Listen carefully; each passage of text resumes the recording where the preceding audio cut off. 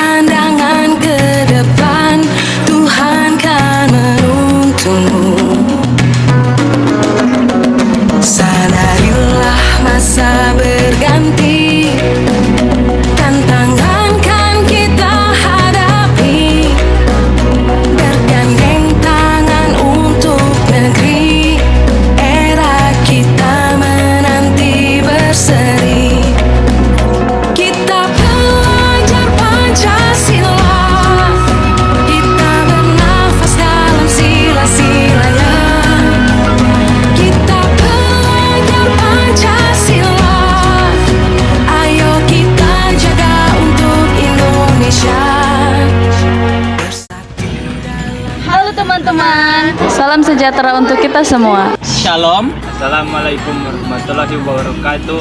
Om Swastiastu. Namo Buddhaya. Salam. Kami dari kelompok Keadilan Itu Nyata. Sebelum kita masuk ke pembahasan, ada pepatah mengatakan, tak kenal maka tak sayang. Perkenalkan, nama saya Arvin Zafir Tehubilu. Saya Abil Mandong. Saya Melin Kumolontang. Saya Kesha Lawere. Saya Immanuel Pua. Saya Jonathan Ilwan. Oke, dalam video kali ini kita akan membahas apa itu perlindungan dan penegakan hukum yang ada di Indonesia. Apa sih pengertian dari hukum itu sendiri?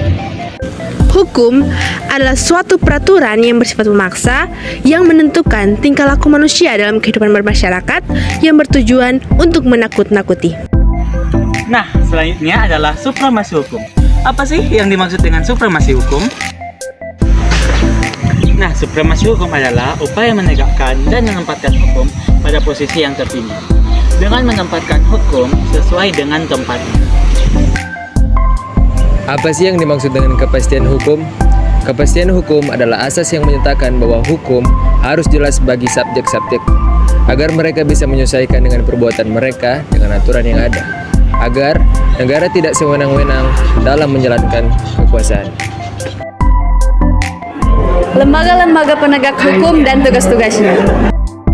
Yang pertama yaitu kepolisian, memelihara keamanan dan ketertiban dalam negeri dan menyelidiki atau menyidik tindak pidana. Yang kedua yaitu kejaksaan, melaksanakan kekuasaan negara di bidang penuntutan dan membuat surat dakwaan. Dan yang terakhir yaitu lembaga penasehat atau advokat, memberikan nasihat hukum kepada masyarakat dan mendampingi masyarakat dalam proses hukum, serta memberikan bantuan kepada mereka yang membutuhkan. Ketidaktaatan terhadap hukum. Beberapa orang atau entitas mungkin dengan sengaja melakukan pelanggaran terhadap hukum karena mereka tidak mau dan tidak peduli terhadap hukum yang berlaku.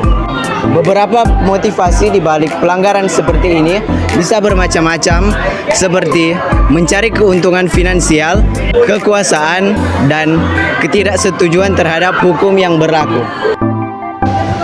Nah, berikut ini adalah beberapa contoh perilaku ketidakpatuhan terhadap hukum di lingkungan sekolah dan masyarakat.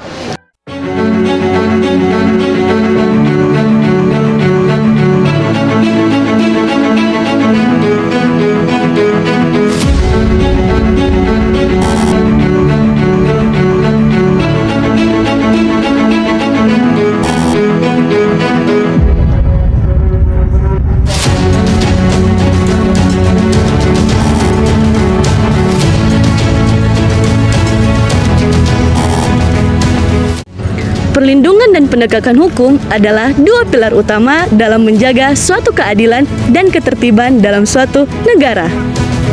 Keduanya memiliki konsep yang esensial dalam menjaga hak dan kewajiban masyarakat serta mendukung pembangunan masyarakat yang adil dan berkeadilan.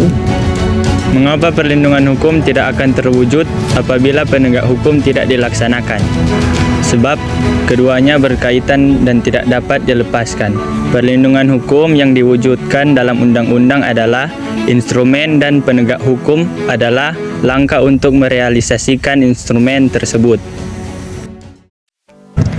Kesimpulan yang kita ambil adalah hukum harus kita junjung tinggi dan kita patuhi dalam segala hukum yang berlaku dan tidak melakukan hal-hal yang melanggar hukum serta merugikan diri sendiri dan orang lain.